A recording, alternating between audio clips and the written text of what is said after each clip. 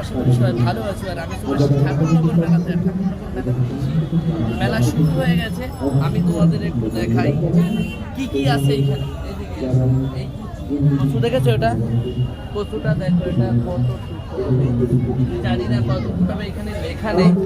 সব থেকে বড় কুমড়ো আছে এখানে, কত কেজি? এখানে আছে 22 কেজি 300 গ্রাম।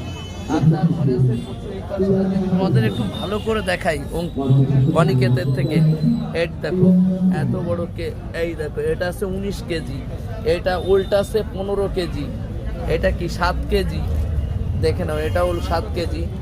একটা মোচা আছে দেখেছো?